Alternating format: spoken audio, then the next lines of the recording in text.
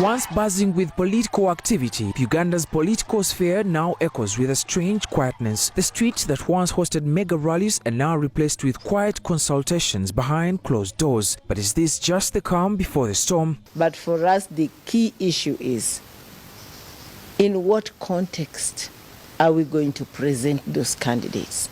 Is it a context of hope? Is it a context that there will be a free, fair election?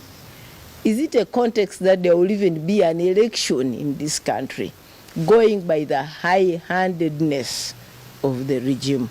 That is our dilemma.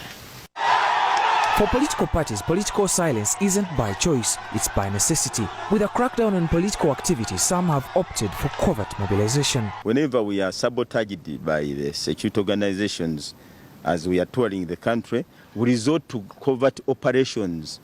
We go and organize ourselves covertly by creating structures, formation of structures from the district to the villages, because we are interested even in identifying candidates.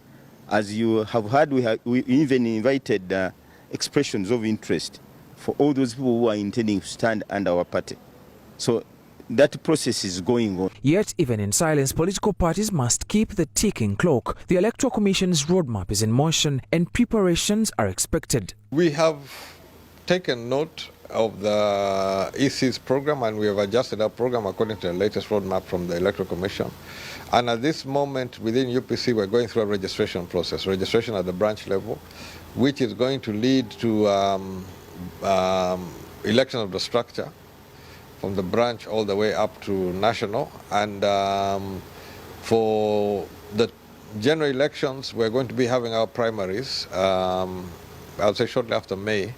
So as UPC, we're definitely participating in the general elections, and we're working quietly. The Democratic Party too insists the silence does not mean inactivity. The Secretary General, Honorable Dr. Siranda, has already issued a notice that we are having our National Executive Committee in Soroti on March 5th and 6th, and we are having the National Council on the 7th, and later on we shall have a delegates conference.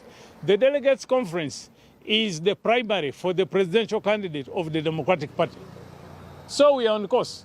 Meanwhile, the newly formed Democratic Alliance says they are building alliances rather than making noise. And we're doing a great job all through the country. There are parts we have not really gone, like Karamoja, but we know sooner or later we shall go there.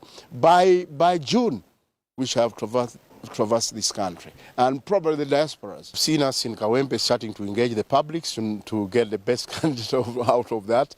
As we speak, you know that we are going around speaking to the political parties, to the civic groups, to the traditional polities, to religious institutions. But beyond strategies and mobilization, a crucial question lingers. Will Ugandan political parties be ready when the time comes? Let me bring in my colleague Adam. Adam, have political parties abandoned their roadmap? And the assumption here is that they had one, or are they still working with a timeline? Political parties are supposed to be vehicles for democracy and platforms for representation, but many of them raise concerns about the unleveled playing field and hence the change in strategy. As the saying goes, if nothing changes, nothing will change. According to them, they are on course, but only changed their strategy.